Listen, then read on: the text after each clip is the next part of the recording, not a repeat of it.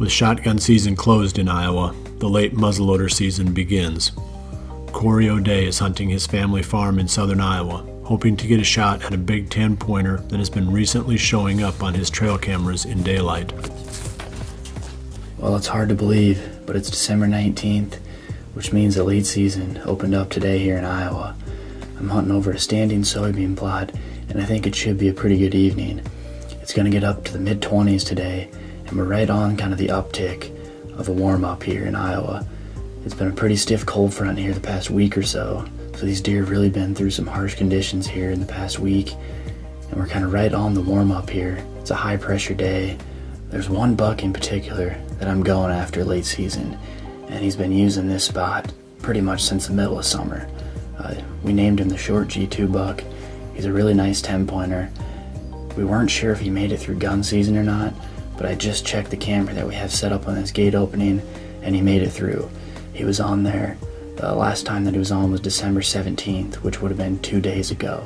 And he showed up on the 13th, I think, the 14th, 16th. He was just showing up pretty regularly right around 5 p.m. Right in this spot here. So that's still legal shooting time, so if he does that again this afternoon, there's a chance that I could get a shot at him. So I'm excited. I love late season. It's always nice to get out and see a bunch of deer funnel into your food plots.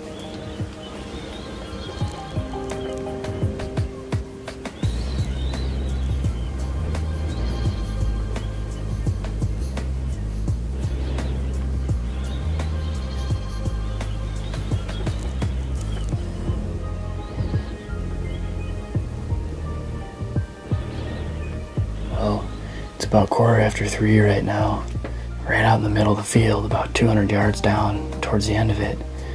The short G2 buck was there. He was out there with a younger buck, just kind of minding his own business, and a little 6-pointer started chasing around a bunch of does and just making all kinds of noise. But that short G2 buck went to the south here into this piece of timber, and he's bedded down right now. He's bedded probably 200 yards away. The wind's perfect for where they're at right now. Anyways, the buck that we're after is bedded 200 yards away, so we'll see how it plays out, but at least we know he's wanting to use this field.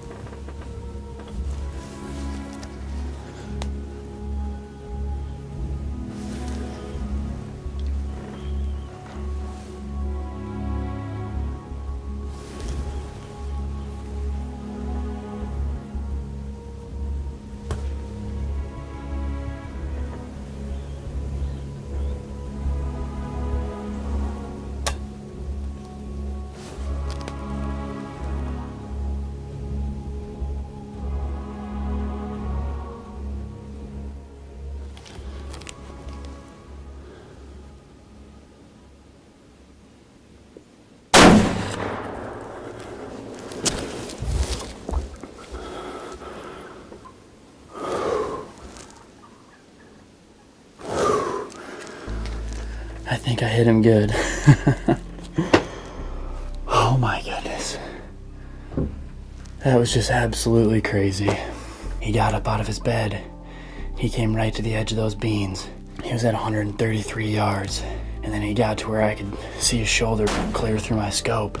It's so tough to tell with that smoke. It blew back into the blind. But I think when I saw him running away, he had his tail tucked and his head down. He looked like he was hit hard.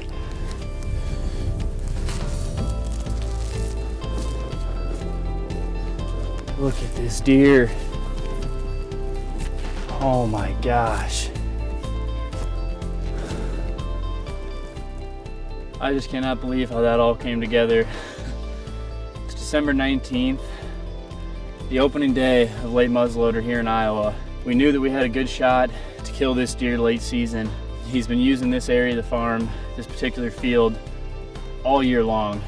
Middle of the summer, he started showing up pretty consistently, and he just has not stopped hammering this area. There's a high pressure starting to warm up. We were right on the uptick of this warm front moving in after a real brutal cold front. And a lot of times late season, those are my favorite days to hunt. The cold fronts are really, really good, but if you can catch that first day after it starts to warm up, that tends to be really, really good as well. Really couldn't draw it up any better way. This is just an absolutely phenomenal deer, and a hunt that I'll remember for a long, long time.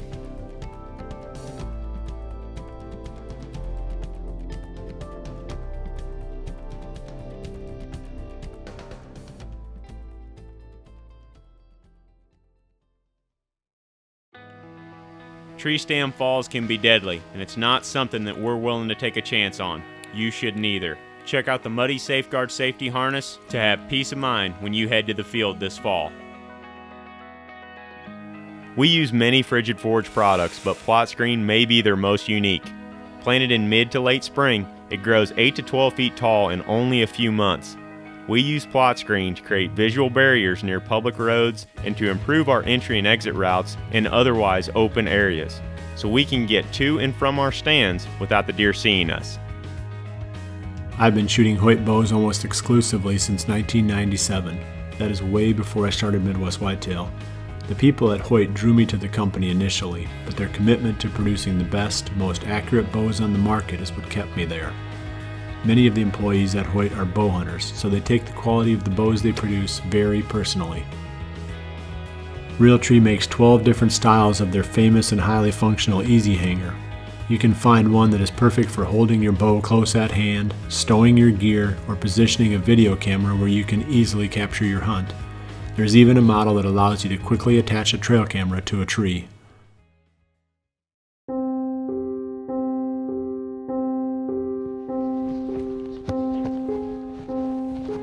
The next day, I head to the redneck blind that Jordan and I had hunted 2 days before.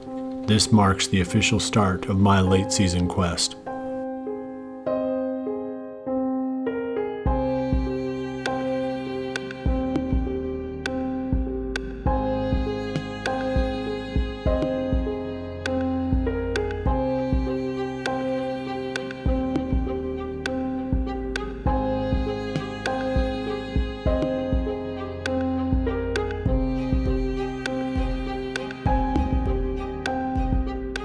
The food plot is a hub of activity as several different bucks feed and spar.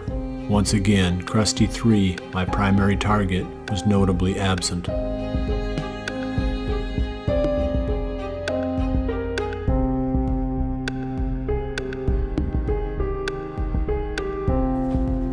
The next day I head to a redneck blind on a different part of the farm.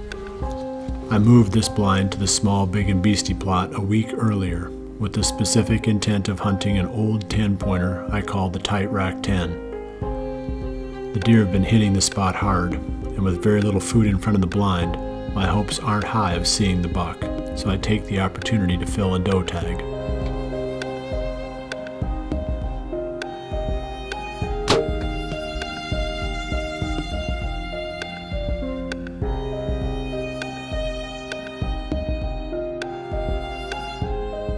The evening ends with only does and fawns. Though it was a good harvest, the lack of food has me worried. I decide to write off this location.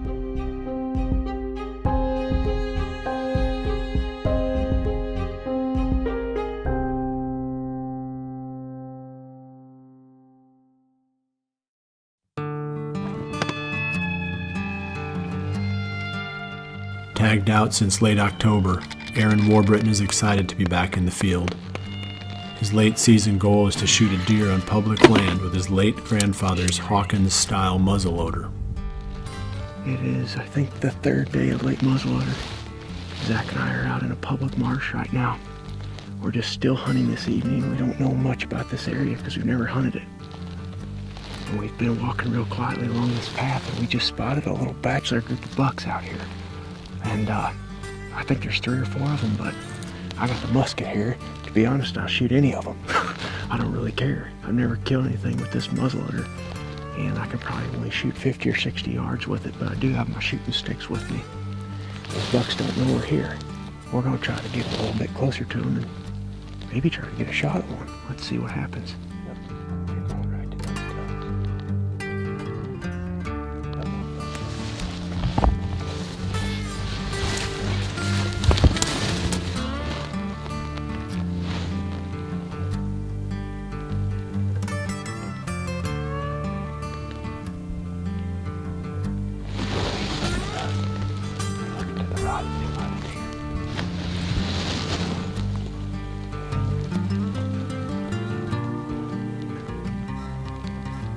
Buck. About out of legal shooting time. Had a pretty eventful evening for it being so still and warm. They're not right on top of the traditional food sources that we're always talking about hunting this time of year. They're right in the middle of that swamp and in the center of that security cover. Might make the difference, but either way, pretty good evening of hunting. Got to see a lot of deer. And next time we come in here, I think we're going to try getting down there in the swamp with them. Maybe see if we can get one within 50 or 60 yards for the musket.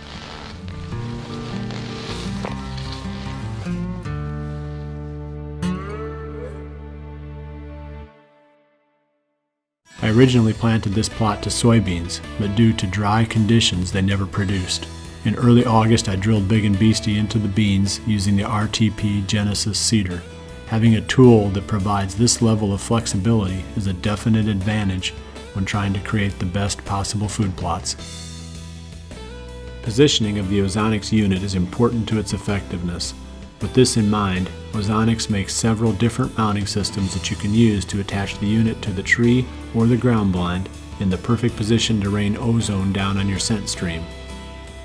Being able to thread an arrow through small openings can pay off in venison. For whitetail hunting, I like a sturdy arrow weighing roughly 5.5 to 6 grains per pound of your bow's maximum draw force. This produces quiet shooting and good penetration, but still permits a reasonably flat trajectory for shooting through openings. Easton's FMJ arrows fit this requirement perfectly. One of the ways that we run trail cameras on public land is to take one of our muddy ProCam 12s deep into a bedding area and leave it for the full season. We feel like this is a great way to learn more about an area without spending much time there, and we have confidence that the battery life in our cameras will last the whole season.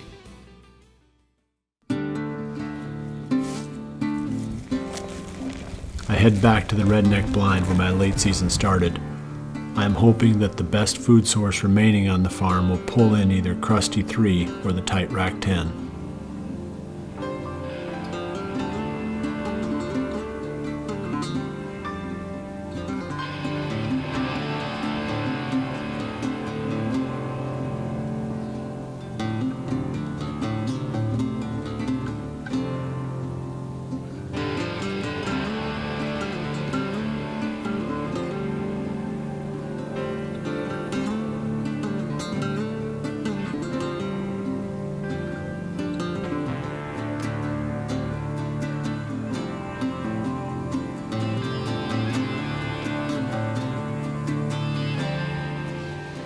Had a pile of bucks come out already this afternoon.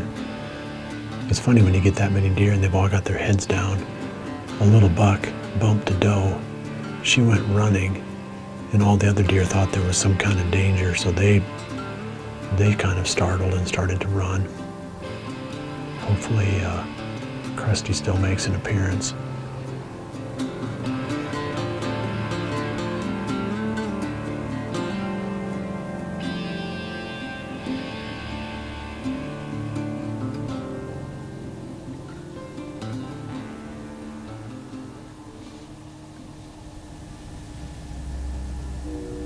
There's another bucket behind. Is that the Tight Rack 10?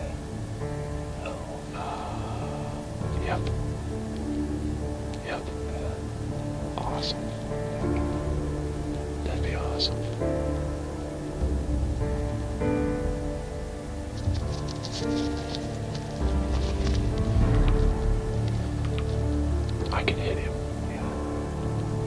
He's right at 50. I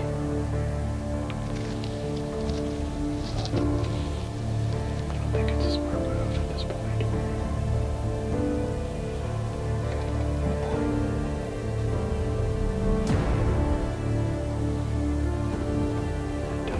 That's the closest she's been.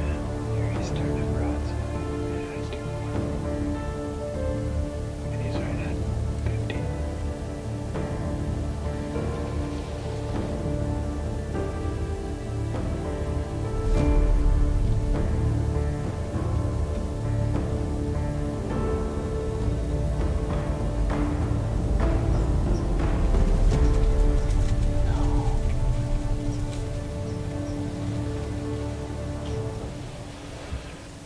That was the buck that we had nicknamed the Tight Rack 10. It was such a close call on that buck tonight. The closest he got was 45. I told Eric that if he was 40, clean broadside 40, I would take the shot. There was a fawn that was right underneath the blind. I think there was a rabbit or something in the tree line that this blind is in, and it must have jumped or made some kind of sound, and it was just enough to startle that fawn. And that fawn took 2 or 3 steps forward real fast, and that sent the whole field running. Pretty exciting. I mean, Tight Rack 10, pretty cool deer. He wouldn't score much, but he's just a cool 5-year-old buck that it'd be fun to tag him.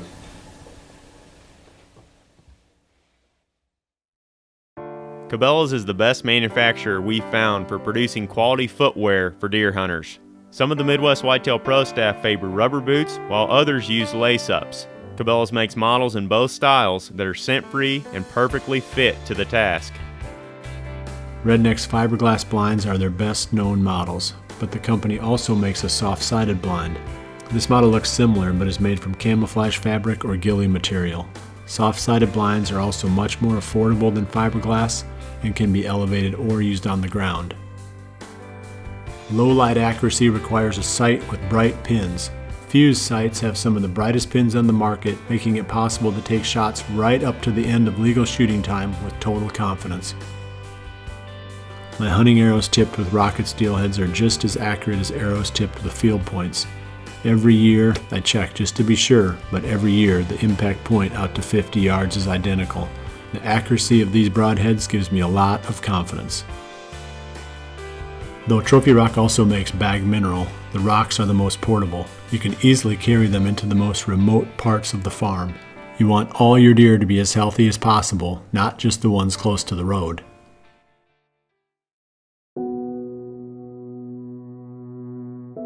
The close call with Tight Rack is disappointing, but encouraging at the same time. He didn't spook badly, and knowing he is there elevates my anticipation for the coming days. As the late season rolls on, Mike Reed continues to hunt hard, enjoying outstanding late season action around his best food sources.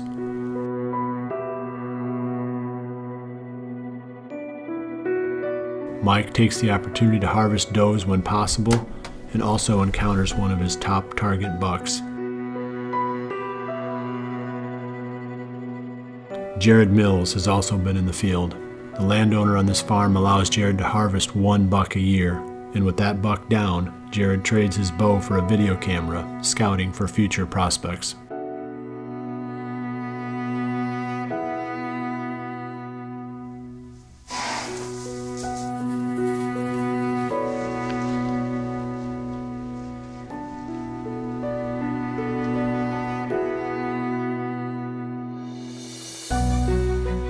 I like the recent turn of events. Late season is starting to get interesting on my farm with the appearance of the Tight Rack 10. For the first time in weeks, I have found a situation that I would give up rut days to hunt. With a target buck on a daylight pattern, the coming days may actually turn out to be better than those that I spent when I was chasing November.